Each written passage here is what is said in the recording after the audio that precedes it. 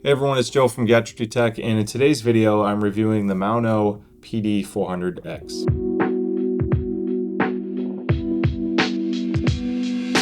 Now the PD400X is a $150 USB and XLR microphone. I'm going to get into all the bells and whistles and all that good stuff, but it's a pretty feature-rich microphone at $150. Now this was sent to me for review. It won't affect what I say about it. They have not solicited any specific feedback. In fact, they'll be seeing it the same time you are once the review goes live. So I will have links in the description below to learn more about the product and purchase it. I have no special kickbacks or anything set up with them, but again, just wanted to share that. Now the PD400X actually gave me a lot of surprises, and you'll see the rest of them after, but it did start with the unboxing process because there's a lot of accessories included in the box. One thing is the pop filter. So this little foam top, I wanted to call this out first because this has been thickened since this came out. So reviews that dropped on this last year, they were based off the old one. The new one is enhanced and it helps with plosives, so that's a nice change. It's obviously thicker, it makes the microphone look a little bit different, but I would much rather have a more functional pop filter. Now there were also two cables in the box. It came with a USB-C to A adapter, but what's really cool about this adapter is it has a removable plug at the end, so you can make this USB-C to C. I like this because this works on my Mac, and obviously with Mac being the way they are, there's no USB Type A's anymore, so having a cable in the box that works with it was great. This is a killer feature though. This was like the major surprise for me. It came with a decent XLR cable. It has the metal ending just like it's supposed to. It's about 8 feet long. The rubber is nice. I mean, it's probably 24 gauge if I had a guess, just because of the price and it was included for free. But it sounded great. I actually compared this to my more studio grade XLR cables, and in a blind test, I couldn't hear a difference. XLR cables, as long as there's nothing really wrong with it, you're really paying more for a premium of durability, but not so much sound quality. This has been working fine, and at least it sounds great too. Now, another cool thing that was included is this little stand, which unscrews. I have it on here now for display purposes, but there's actually a lot of weight to it, and I want to start with this stuff first because what's really cool about the PD400X is how well it scales and how much you get out of the box to just get up and go. So if you don't have a mic boom, like this low profile from Elgato, no big deal, just use the included stand. If you don't have an XLR interface, well, that's fine. You can start with the USB cable and use it for a while. And maybe that's all you need because there's some really cool features I'll talk about soon. But then later, if you want a more dynamic range or more versatility and customization, you can then use the included XLR cable and purchase an XLR interface, such as this Wave XLR. This isn't sponsored by Elgato, by the way. I have a reason why I'm showing this thing. I'll get into that. So, and then obviously you can switch to an actual boom. So there's a lot of different things you can customize and improve over time. However, it's giving you everything you need to just go out of the box, which keeps the price point fairly competitive. Because there are other microphones to my right that are great performers in a similar price range. They voice differently, different features, but a lot of them don't come with everything you need out of the box. You have to buy some extra stuff. So the price points start to get a little convoluted once you factor that in. All right, so I just want to touch on a couple quick specs. So I mentioned it's an XLR capable mic. This uses a dynamic microphone capsule, so it needs a little bit more gain, which is why I like the Wave XLR. Which has a 75 amp or decibel preamp, which is amazing for a small, compact little device like this. Also a very quiet unit. Anyway, it's a fairly sensitive mic for a dynamic mic. You do need some gain in XLR mode, but it has a negative 51 dBV sensitivity rating, which is more sensitive than something like the Shure SM7B, which is 57 or negative 57. So cardioid pickup pattern, so you want to talk directly into the top, and if you get off axis, it's going to reduce your voice level. It's designed to do that because you get a much cleaner representation of your voice. That's going to cut some reverbs. It's also going to get rid of things like, not completely, but it will reduce noise like keyboards, typing, things like that. Now the PD400X has some really good controls on board as well, but I do want to start by saying it only works on USB-C connections or the USB connection. The XLR mode bypasses everything on the microphone. You're basically having an analog connection to whatever interface you're using. So you get this volume knob, which is a multifunction volume knob. You can use it to adjust microphone gain or sensitivity. You can press it to adjust your headphone volume, and you can press it again to adjust the monitor out PC volume mix, for example, so you can choose what is getting sent to your headphones. So I'm going to press that and go back into my gain. And then this little green microphone button that's lit up is a capacitive touch. And if I tap it, it mutes the microphone so it's no longer sending audio to the computer. Now underneath, this is plugged in obviously, so I could show you all those lights and it working. But you have 3 different EQs built into the microphone. So you have a flat one, you have a low cut or high pass filter, and then you have a kind of like mid-range vocal presence boost, if you will. So this will change the way the microphone sounds. What I like about this is you don't have to use any software to benefit from the EQ filters. So whether you're streaming or not, if you just want a low cut to get rid of the some of the pickup from a table, for example, bumping your elbow, it won't completely eliminate it, but it greatly reduces it. And I do want to show you, when the double light is on, you're doing the presence boost plus a low cut. And then you can go back to the flat natural sound. Then it has a 3.5 millimeter headphone out for monitoring or using as a sound card for your PC. Now the PD400X has great build quality as well because it's a lot of metal. Like the chassis is metal, the fork is metal, and the base is metal with some weight to it. The only thing that really is plastic is this little ring interface here that you touch, and then the knobs. Now I do want to, on the note of the knobs, I might as well take the foam sock off for now so you can see the microphone in all of its glory. This is adjustable tension, so I like that because if you need to loosen it, you can, and the microphone's very easy to manipulate. And then once you're really happy with the position, you can tighten these down a bit, and it's going to hold in that position much better. That's kind of important if you're moving around a lot, or if you just want something that's consistent. You really don't want it moving on its own. Now before I show you the Maono Link software and do the microphone comparison, which to me is the most important part of this video, I want to talk about one cool benefit of having USB plus XLR at this price range, because in this case it works simultaneously. So there are a lot of benefits for that. If you're doing streaming plus recording, or you have 2 different systems that you want the microphone to connect to simultaneously, you can do that. And that does include a PS5. The PS5 even allows you to use this as a headphone amp using that monitor out. So you can play with any headphones you want, use this as your microphone with adjustable gain, mind you, on the USB side that you can independently change from an XLR interface. So your friends can hear you talking just fine on PS5, and then you can have your XLR out, go to your computer for your live stream or broadcast or recording, whatever it may be. There's a lot of versatility and flexibility with that. It's not the only reason to consider the PD400X, but it is a pretty cool feature that I wanted to call out. All right, now I'm talking on the PD400X, and I'm not at the ideal distance. I'm a little bit farther away. I'm moving my head around a little bit, but I'm using the software set to standard mode. And there's different EQ presets built into the microphone. This is on neutral right now, which none of these sound identical to the audio performance I get with XLR.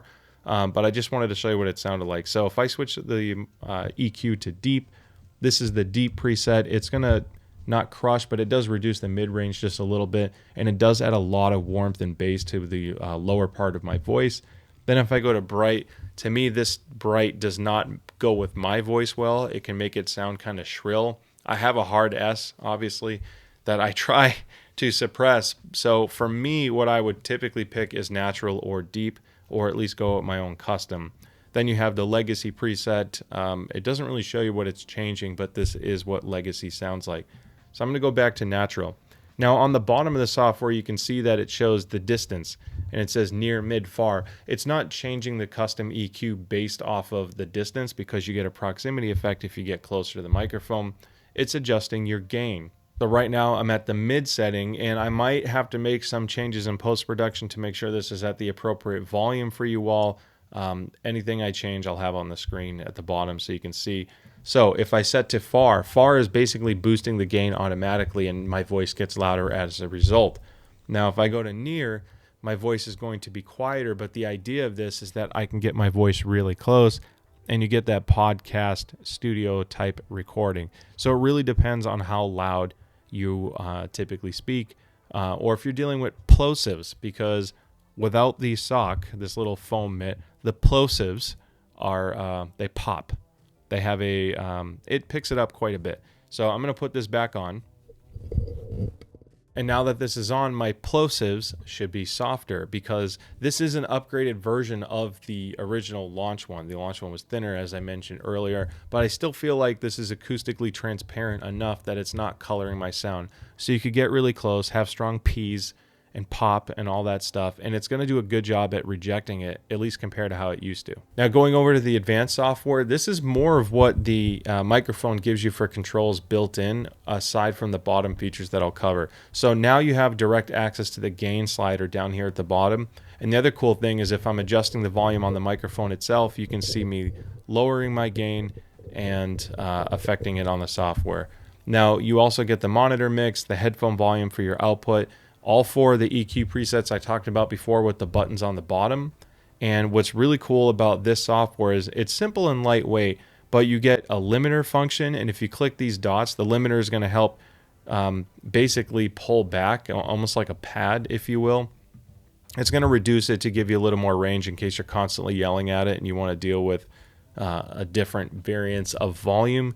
And you can see here, if I click the dots, you can change your attack and release speeds if you want it to react very quickly or slow, and you can choose what threshold you want.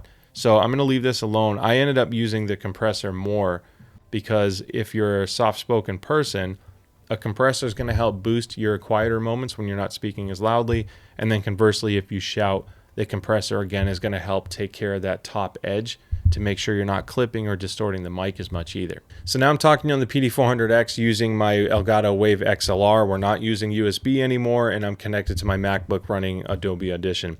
So I'm not doing any changes in post-production. The only thing that may change is the gain level, again, to normalize it, and if I do that, I'll put that at the bottom.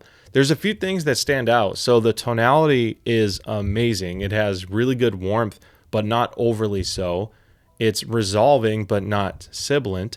So it's kind of flexible there. And the mid-range clarity and presence is just amazing. And when I show you these, I don't want to like color your opinion, but I'm not going to do a blind test here. I'm just going to talk to you on the mic and you can hear the differences between them. The microphone sounds great. And what's really cool about this is it actually has a very low noise floor as well.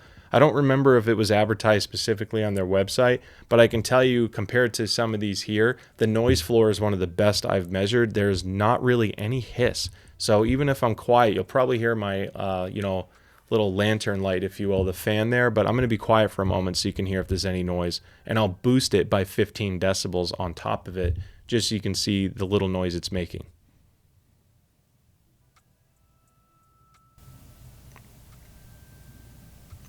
Now, as far as handling noise, I'm just going to pick it up so you can hear the difference. So this is pointing at my mouth the way it's supposed to be.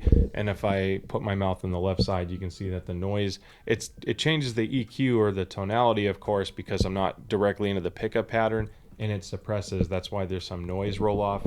So on the right side, same idea, and then talking back to the top like I'm supposed to. All right, so now that we covered how the PD400X sounds both in USB and XLR, I want to start doing some comparisons to the other microphones so you can hear the difference. All right, now I'm talking to you on the Samson Q9X, which I'm reviewing soon as well, and I really do like this microphone because for $100, it's a pretty good value. It has a very different sound profile. You can hear a big difference in sound quality. The Maono, I'm going to probably mispronounce it a couple times without realizing it.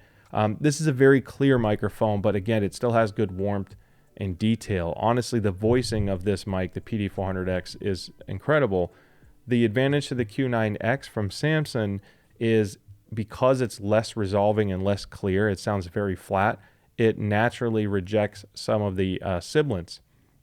So I mentioned before I have kind of a hard S. So the reason why I liked using the Q9X is because it's doing a good job at getting rid of some of that. However, the downside is it's not as clear or warm sounding. This isn't a sibilant microphone, and I'm going to be switching to this because I like how much better it sounds. But the reason why I am switching is not so much the sound profile, because you can do some of that in post with EQ. It's the handling noise, the noise floor, and the interference. The Q9X is insanely sensitive to the location. I don't know if it's getting a hiss now, so I'm going to pause it. It looks pretty quiet overall, but when you plug it in on my desktop where I normally use it, this thing hisses a lot more. It's very prone to interference, and I didn't get that issue with the PD400X or the King Bee. So That alone is the reason why, because it's very, very difficult to properly fix hiss or a noisy noise floor in post without messing up the way your voice sounds. So now I'm talking on the Blue Spark SL, which retails for $200 but is selling for $150, the same price as the PD400X. I like the Blue Spark SL's clarity. It's a very clean but very, very sensitive mic. So you don't need a lot on the preamp side to get good volume, because this is not a it's not a dynamic microphone.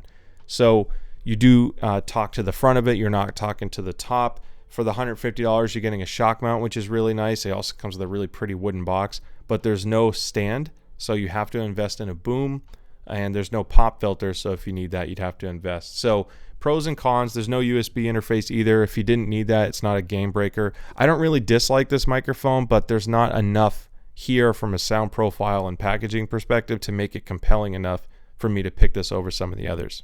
And now I'm talking to you on the King B2 from Neat. This microphone to me is the only one from a pure sound quality perspective that can even come close to the PD400X. Again, you're welcome to have your own opinions, but I love the way this microphone sounds. I think it's voiced exceptionally well. I used to use this one a lot. The only reason why I stopped is because this thing is so heavy that my Elgato low profile boom it ended up like letting go and dropping my mic from time to time. And it became an issue because the way my desk is set up, I don't want a tall arm that comes up that has the adjustable, suspension or whatever, or like the tension system. My desk lends itself better to a low profile arm like this, and this really struggled. This microphone weighs a few pounds. It comes with an okay shock mount. The pop filter that's integrated is okay. It's not as good as the new upgraded one on the PD400X. But it is probably one of the other better ones here, because most of the others either don't have any or it's poor. So I like the way this microphone sounds. At $120, it's actually less than the PD400X, but you have to invest in a heavy duty boom, so your expenses are going to go up. And again, the mention of no pop, and there's no USB interface as well. So now I'm talking on the Blue Yeti. Now I picked the Blue Yeti because I wanted to showcase a popular microphone. I think a lot of people that are considering higher end XLR mics may have a microphone like this already. Maybe you have a Blue Yeti, and this is what my voice sounds like on it compared to the others here. This isn't a bad microphone, but it's a very old design, and it's good for like if you have a dual direction conversation that you want to record. The issue I have with the Yeti, the biggest issue, is it clips very easy. There is not a good operating dynamic range, so you kind of have to rely on compressors and software to get the most out of it. Otherwise, it's very easy to clip. It runs very hot. And now I'm talking to you on the Elgato Wave 3, which is a pretty good value at $150 more if you're a streamer, because there's some really rich features with the Wavelink software that you get to give you customizable volume levels for different audio sources. There's clip guard, so if you scream, it's not going to distort. There's no XLR support. The pop filter is extra. It's basically all these add-ons. Think of it as like a microtransaction for a microphone. So I believe all the accessories are about $30 a pop. So once you start accessorizing this, you're now passing $200, where the PD400X to me sounds better and comes with a pop filter and the stand anyway. So it's still a good value, and then you have the option of XLR. I did just want to talk to you on this because you may have this already. The voicing isn't bad. It's a little bit more shrill or harsh in the 2K region of my voice, so it can be a little abrasive for some people. But let's go back to the PD400X so you can hear the difference. All right, so we're going to finish the video talking to you on the PD400X. Now, I'm back to the Wave XLR because I mentioned those streamer features with the Wave 3. If you like things like clip guard or some of the features for the multi-audio source mixing, and you want like a really high quality microphone for streaming without paying an obscene amount of money, you can get something like the Wave XLR with this microphone and get like 99% of the way there for all you'd ever need for streaming and for most things, like podcasts included. The chassis noise is so low on this. The noise floor is so low that it really works in all but like the most elaborate professional recording environments. I think it's voiced extremely well, and this type of voicing is very versatile as well because it'll work with deeper voices and female vocals or female voices as well. So I know it's not a huge name brand. I've never had a microphone fail. I've reviewed like $40 mics and they all still work fine. So it's not as big as like Samson or Shure or Blue or some of these massive companies, but you're getting something that, to me, in a lot of cases, outclasses some of those, especially when you consider what you're getting for the price. So use headphones if you haven't already to watch this review and compare the differences. Use the chapters to kind of toggle through and hear the difference for yourself. It's up to you and what you like, but I think at 150, this is a pretty good option to consider. So thank you so much. I hope you found this review helpful. Don't forget to like and subscribe. I'd love to see you at the next video. With that being said, thanks again for the support, and I'll see you next time. Bye.